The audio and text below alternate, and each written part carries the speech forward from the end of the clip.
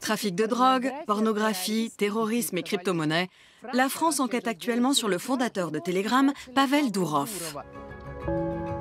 In Paris ist gestern der Gründer des Messenger-Dienstes Telegram festgenommen worden. À sa descente d'avion samedi soir, Pavel Durov est arrêté par la police. Pavel Durov, fundador de la plataforma de mensajería Telegram. Новость недели. В ночь на 25 августа во Франции задержали основателя The Russian founder of the Telegram messaging app, Pavel Durov, has been arrested. Durov aurait refusé de collaborer avec le renseignement français et de modérer les contenus de sa plateforme. On est en plein polar, ou plutôt dans un cyber-thriller.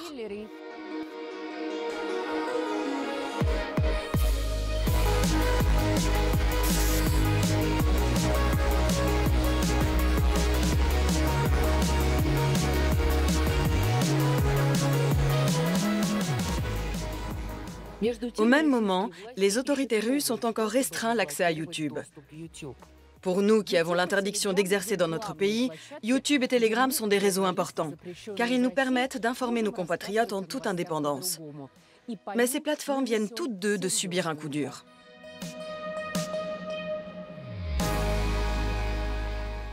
Bonjour, je m'appelle Marfa Smirnova et je suis journaliste.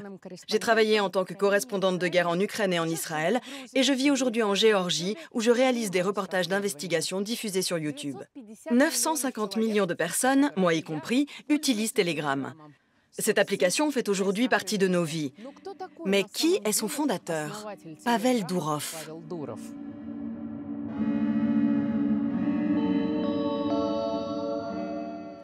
Le Mark Zuckerberg russe est à la fois seigneur d'Internet, cyberpirate, sportif, yogi et père d'une centaine d'enfants.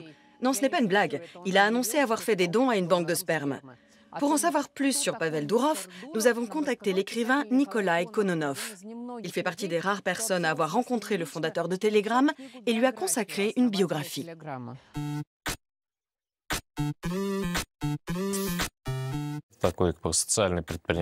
C'est avant tout un entrepreneur qui souhaite rester le maître du monde qu'il a créé. Je m'appelle Nikolai Kononov et je suis l'auteur du livre « Le Code de Durov ». Je travaillais en tant que journaliste et on m'a proposé d'écrire un article sur Durov pour le magazine Forbes. J'ai eu l'occasion de m'entretenir plusieurs fois avec lui en privé, de manière non officielle et sans que les conversations ne soient enregistrées. Son destin est hors du commun dans la sphère des grands de ce monde. Il est né au sein d'une famille pauvre et intellectuelle de Saint-Pétersbourg.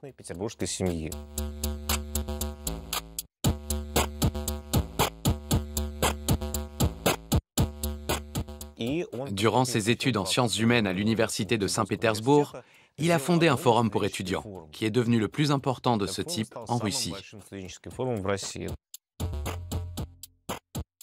C'est en découvrant l'une des premières versions de Facebook, qui était encore bloquée à l'époque dans notre pays, qu'il a décidé d'adapter ce réseau social à la Russie en accès libre.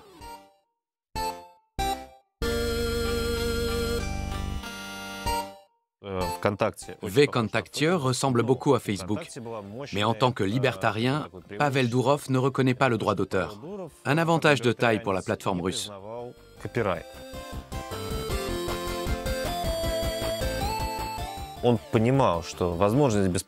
Dès le départ, le jeune informaticien n'a aucun scrupule à proposer gratuitement tout type de vidéos, chansons et photos. Il y voit même un fort potentiel d'attractivité pour sa plateforme.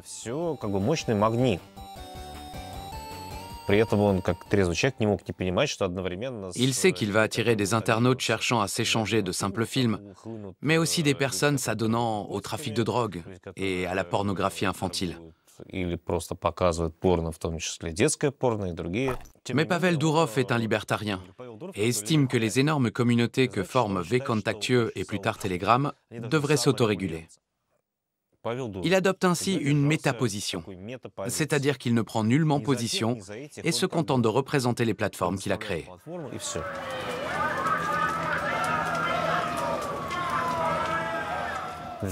En 2014, lors des manifestations de la place Maïdan et de l'annexion de la Crimée, Pavel Durov était le PDG de VKontakte.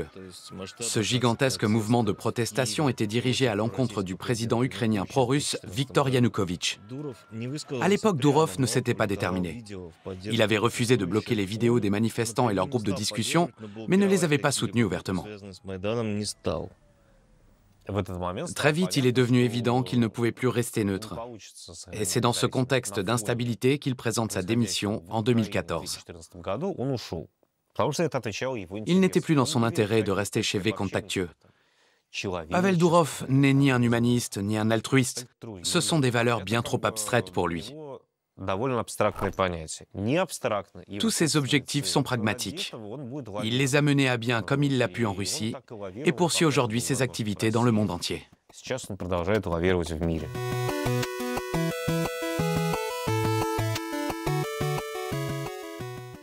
Après la démission de Durov, VKontakte est progressivement passé sous le contrôle de l'État. Il faut désormais être très prudent quand on utilise ce site. On peut vite se faire condamner simplement pour avoir reposté un article que la justice considère comme hostile au gouvernement.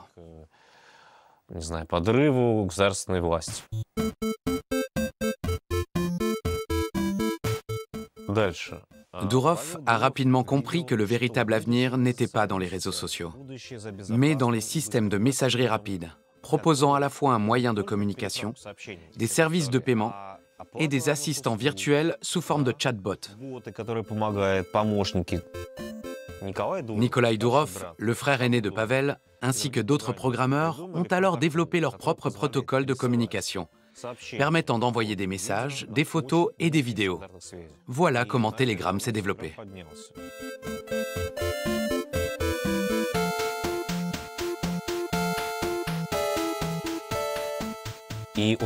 Sur Telegram, les contenus ne sont pas censurés. On ferme aussi les yeux sur les activités illégales qui s'y déroulent. Pourtant, bon nombre de collègues journalistes, mais aussi des ONG, des opposants au Kremlin et même des juristes, utilisent volontiers Telegram. Tout le monde est pourtant au courant qu'on y trouve des choses illégales et que la plateforme est dirigée par un libertarien complètement cinglé.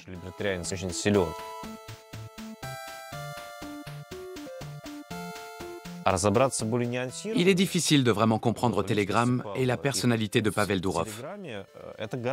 Voilà pourquoi de nombreuses personnes se contentent de le comparer à un cyberpirate. Mais les choses ne sont pas aussi simples que cela. Pavel Durov défend surtout son propre état numérique au sein duquel il peut faire ce qu'il veut.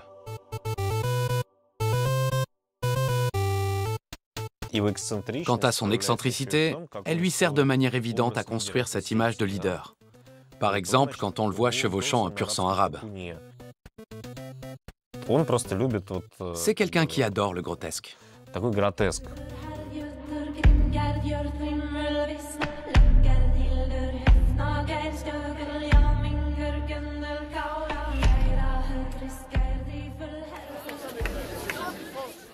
Il a jeté des billets de 5000 roubles, soit 50 €, par la fenêtre de son bureau à Saint-Pétersbourg.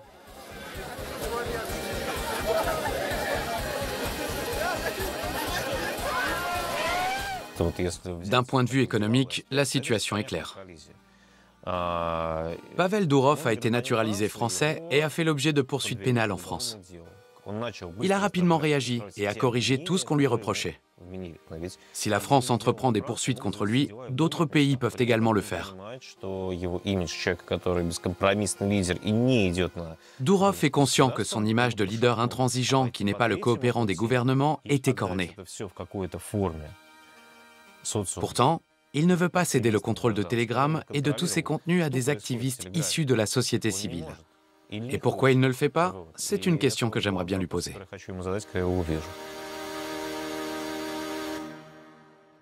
Après l'arrestation de Durov, les propagandistes russes ont soudain commencé à le traiter avec affection. La situation de Pavel n'est pas enviable. Le système judiciaire français ne lui accorde aucune circonstance atténuante.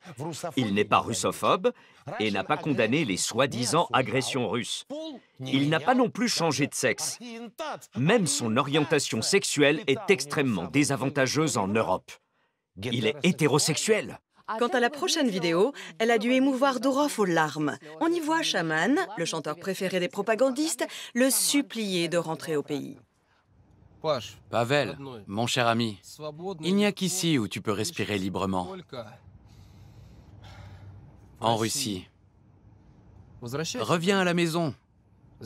Ici, on se souvient de toi et on t'aimera pour toujours.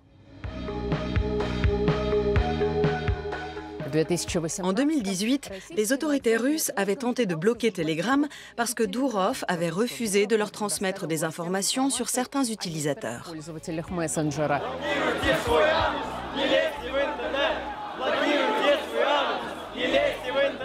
Les informaticiens de Telegram, plus futés que leurs collègues du Kremlin, ont toujours trouvé des moyens de contourner ces blocages. Après avoir joué au chat et à la souris pendant 2 ans, les autorités ont lâché l'affaire. Mais entre-temps, le service de messagerie n'a fait que gagner en popularité. L'ironie de l'histoire, c'est que les autorités russes utilisent désormais elles aussi Telegram. Des correspondants de guerre du Kremlin ont ouvert leurs propres canaux, dont certains sont suivis par près d'1 million de personnes.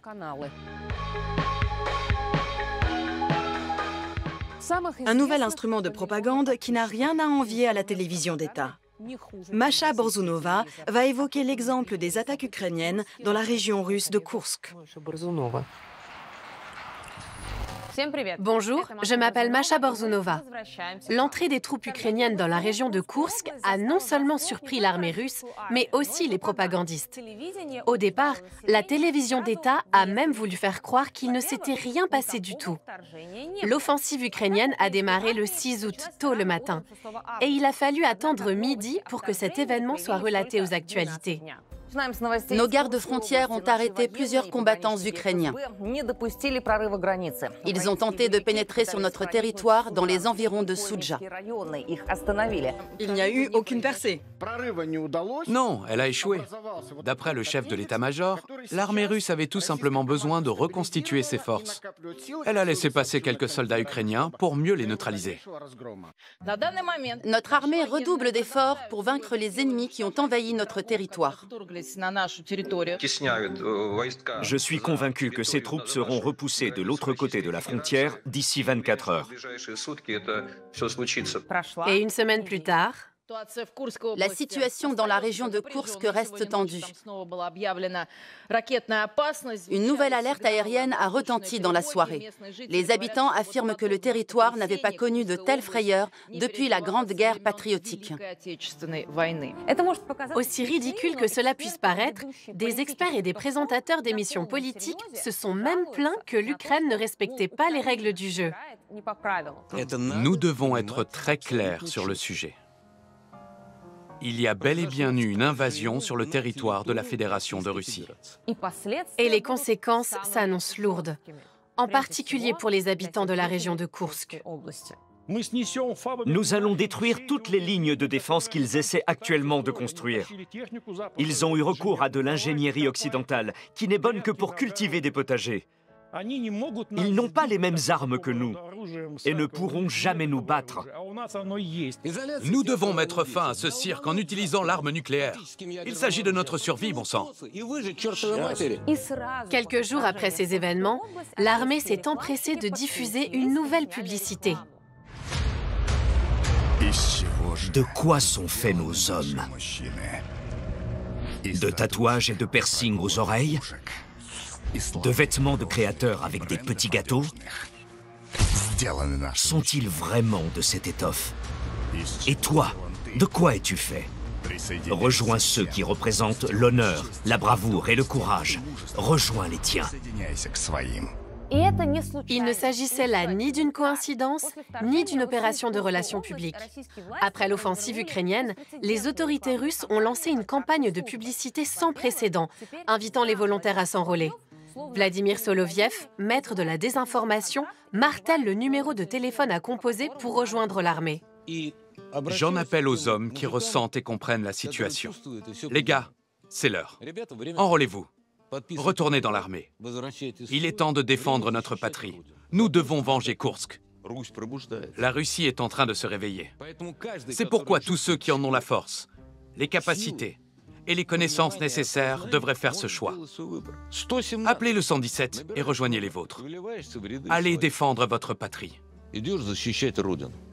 Après avoir titillé nos sentiments patriotiques, les propagandistes sont passés à l'aspect financier, en expliquant comment gagner de l'argent en tuant d'autres personnes. La rémunération est à la fois régionale et fédérale et s'élève à 400 000 roubles, soit 4 000 euros. Et à cela s'ajoutent encore 4 000 euros des régions. Vous pouvez donc obtenir 8 000 euros en vous enrôlant. Bien sûr, l'aspect financier n'est pas le plus important. Voilà pourquoi, juste après avoir mentionné la somme pour laquelle les hommes étaient prêts à mourir, le reporter insiste sur le fait que personne ne va à la guerre pour de l'argent. Aucun homme ne devrait rester assis toute la journée dans son canapé. Je m'adresse donc à tous les hommes. Si vous en êtes un, levez-vous et allez-y.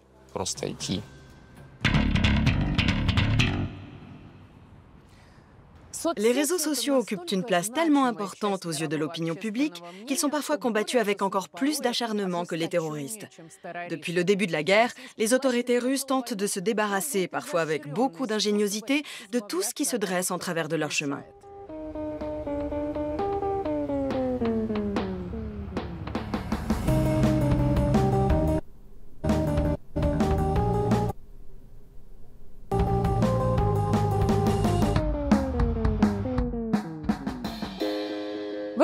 Et ça ressemble à ce que vous venez de voir. Cet été, YouTube est devenu plus lent en Russie. C'est un phénomène que je ne connaissais pas et j'en ai fait les frais en tant que créatrice de contenu. En plus de toutes les embûches que les journalistes connaissent depuis 2 ans pour faire leur travail, j'avoue que ça m'a vraiment cassé les pieds.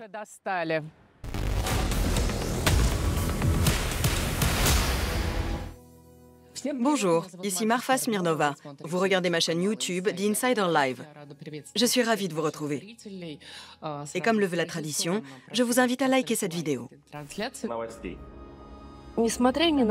Malgré le harcèlement qu'exercent les autorités russes, il est important pour moi et mes collègues que mes compatriotes disposent de sources d'informations alternatives. Ça fait déjà bien longtemps qu'on ne travaille plus à la télévision, mais sur YouTube.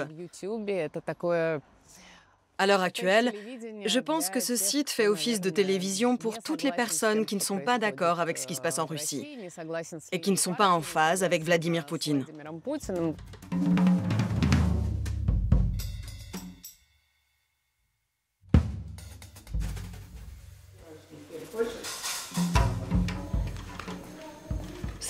Il est important de relayer l'actualité jour par jour, heure par heure, voire minute par minute. Voilà pourquoi ce travail m'occupe 24 heures sur 24 et 7 jours sur 7.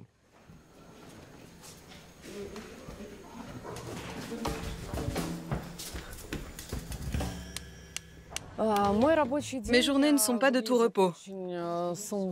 Aujourd'hui, c'est mon 9e jour de travail consécutif et il m'en reste encore 5 à effectuer.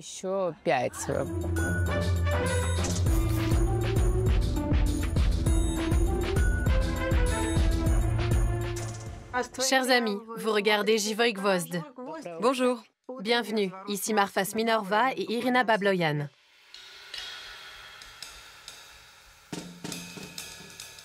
Qu'est-ce que je vous ai dit? Arrêtez de faire autant de bruit.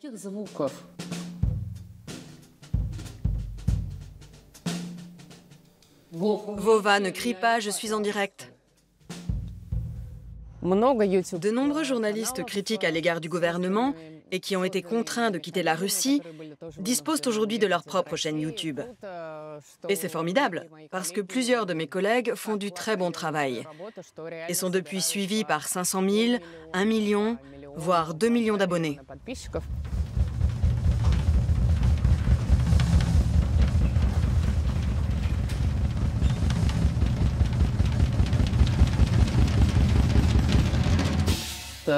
Je m'appelle Marfa Smirnova et je suis aujourd'hui avec Vladimir Roumensky.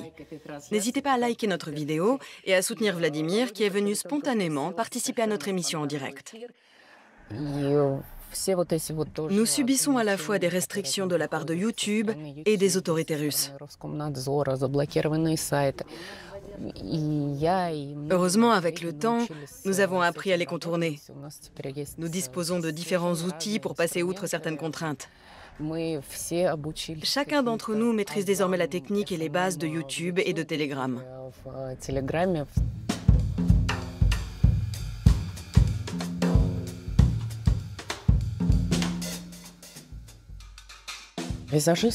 C'est une ancienne collègue coiffeuse visagiste qui m'a appris à me maquiller. Et depuis, je le fais moi-même. J'ai appris beaucoup de choses depuis que j'ai quitté la Russie. Je sais mettre en place la lumière et le son avant de tourner mes vidéos. Et je choisis aussi mes vêtements en fonction de mon arrière-plan.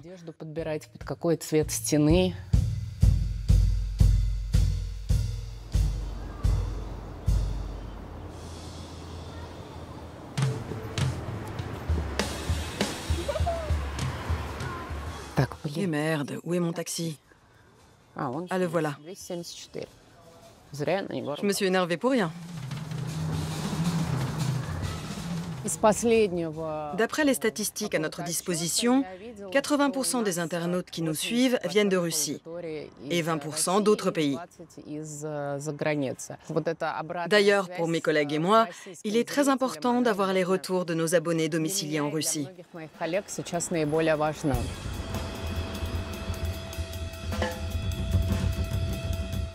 Bon, je vais aller faire mon émission. C'est le chaos aujourd'hui.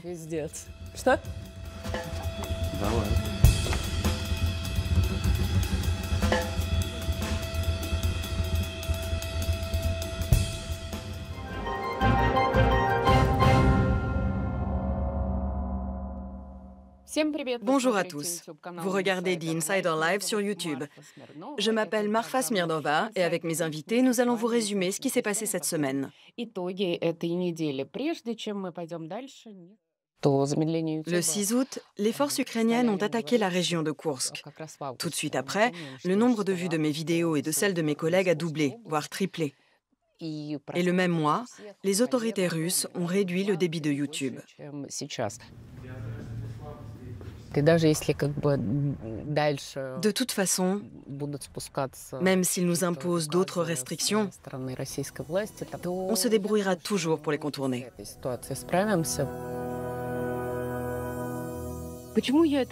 Pourquoi je n'abandonne pas? Parce que j'espère secrètement pouvoir un jour rentrer en Russie et revoir mes parents. Et ce travail me permet aussi de me rapprocher d'eux. Je n'ai pas à me plaindre.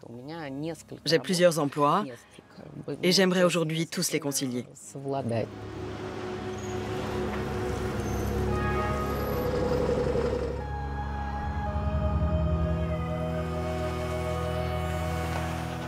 Bonjour, je m'appelle Genia Gut. Je suis l'autrice et la productrice d'une chaîne YouTube dédiée à l'art et à la culture. J'ai créé mon propre univers qui traite de culture avec intelligence. Quand est né le papier toilette? Et à quoi ressemblait-il à l'origine? Aujourd'hui, nous allons voyager dans le temps pour visiter des lieux d'aisance et découvrir comment procédaient nos ancêtres en ce qui concernait leur hygiène intime. Le ratopnu ressemble à une horrible saucisse. Il vit sous terre et ne vieillit pas. Aujourd'hui, nous allons nous intéresser au sexe dans l'ancienne Russie et vous révéler les techniques de drague d'autrefois. Et tout vous dire sur les soirées coquines à la russe. Sur ma chaîne YouTube, j'aborde des thématiques culturelles très variées. J'explique par exemple pourquoi, sur un célèbre tableau, une femme se retrouve à pincer le téton d'une autre femme. Et j'aborde également l'histoire de l'art.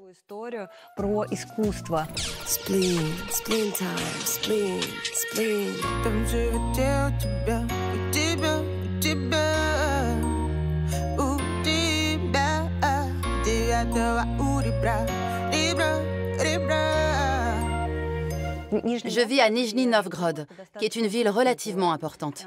Ici, il y a plusieurs institutions dédiées à l'art moderne, de nombreuses expositions et beaucoup de vernissages.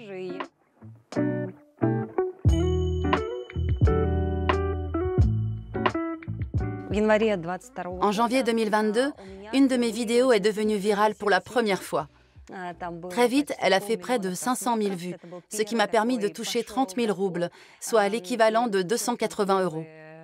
Ce n'était pas une grosse somme, mais ça m'a fait plaisir.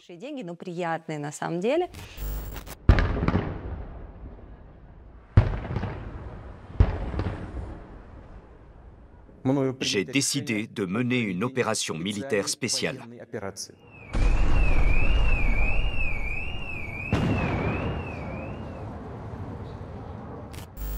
D'un coup, mes rentrées d'argent se sont arrêtées.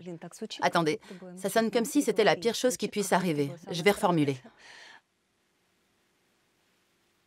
Les guerres sont toujours liées à l'anéantissement de la culture et de toutes les créations humaines. Même si mes vidéos sont plutôt légères et que je n'y défends aucune opinion politique, il est important pour moi de trouver un équilibre et de promouvoir ce qui est beau, lumineux, chaleureux et culturel.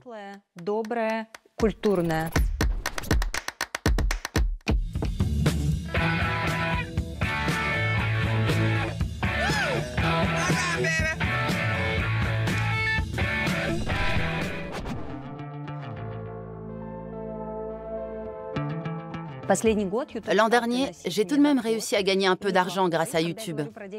Je parle bien sûr des revenus publicitaires. Dans mes vidéos, j'ai commencé à faire de la pub pour des produits quelconques. En général, ce sont des cours ou des formations.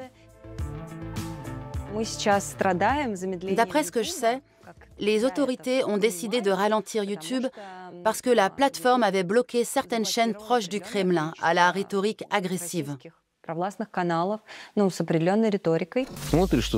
Ce qui se passe en Occident n'est rien d'autre que du satanisme à l'état pur.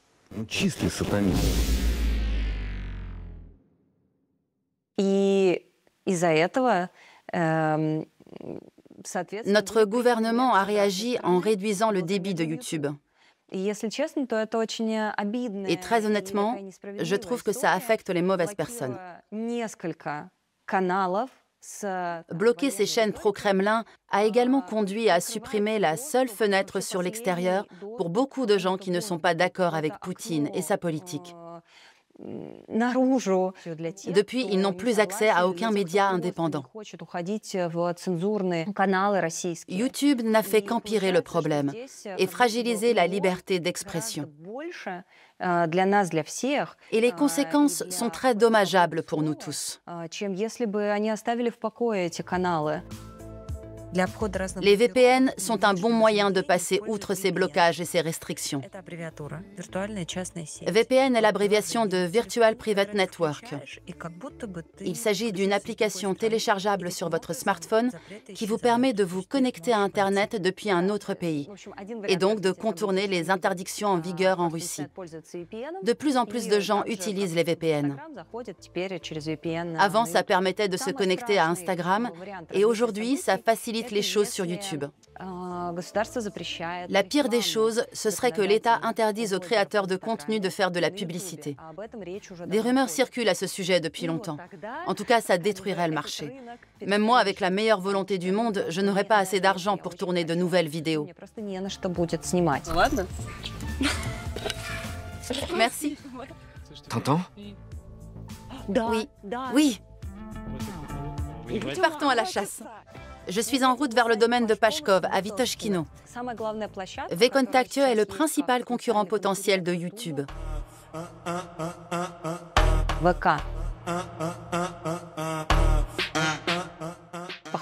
Ça ressemble à Facebook et tout est en russe. Mais la modération des vidéos y est très stricte. Il suffit de dire quelque chose que vous ne devriez pas dire et votre contenu sera aussitôt supprimé. Moi, ça ne me concerne pas parce que mes vidéos sont apolitiques.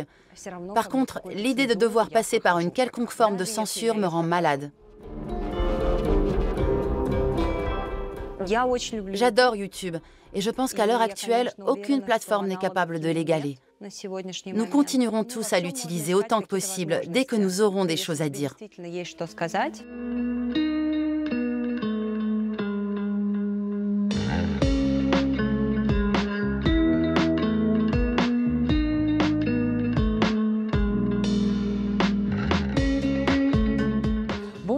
Le logo de Telegram est un avion en papier. Dans le monde entier, des personnes en font voler pour défendre la liberté sur Internet. Mais est-ce que cette liberté existe vraiment ?